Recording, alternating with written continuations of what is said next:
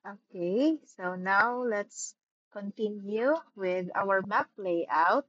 This time we will add some legends for our map. So let's click again on add item, then add legend, then click, then drag lang siya, no? Okay, so mugawas ang ato ang legend. So unsay naa nga layers sa ato ang map diri, mao pod na siya mugawas sa ato ang legend. Since we have this red nga protected areas unya kani municipal boundaries, so mo ni silang duha mugawas diri. So by the way, ako dahil ni siyang gi-click, then sa item properties there is a layers.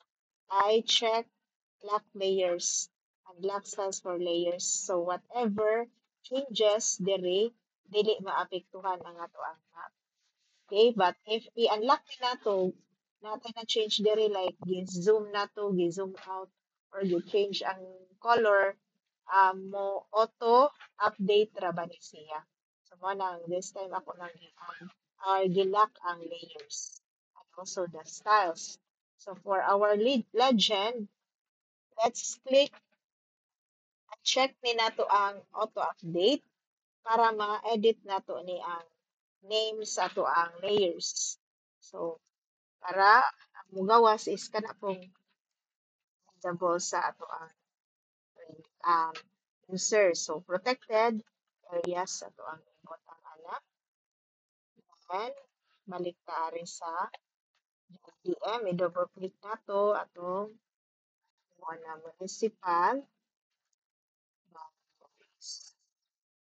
Then click diri sa back. So wala na siya imong gawas. Okay. Then let's add a rectangle or shape. So mag-add tag shape diri or pwede po diri ang moagi rectangle. Okay, ang rectangle ato ibutang diri para na ay boundary ato ang items diri sa side sa map. Okay, lang siya adjust according po para magtungod sila.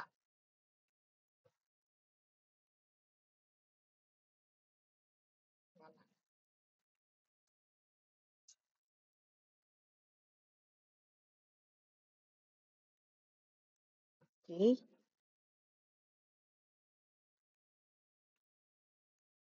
sige kami.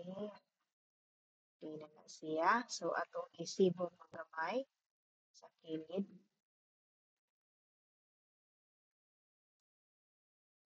Then kabantay mo natabunan ang ato ang legends. Atong buhaton ana. If you look at this, kani siya items, mao ni arrangement sa ato ang items diri sa map. So atong buhaton ana, since ang rectangle nasa pinakaibabaw, ato siya ipailaw, ato i-drag down diri kay para maibabaw sa iyaha ang legend na siya. Okay, then ato na siya adjust. Let's create a line here, separation.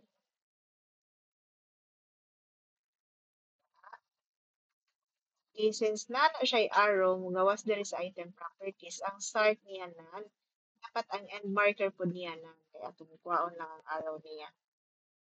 Okay, next, ato ibutang diri ato ang title sa map. So, add item, then add label. Siya, then, pulihan na nato map of red areas. Then, okay. Ato i-change ang font, i-click ang font, then, let's try 25. 20 lang siguro. Okay, let's go back. Or ato i-change ni Arial. Font. Arial. Okay, then next, ato i-back. There is a horizontal alignment atong i-center.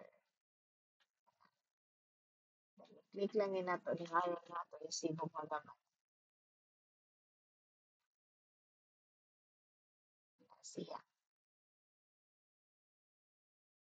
Okay, so since dako-dako man tag space pa diri no, let's move these items diri na lang.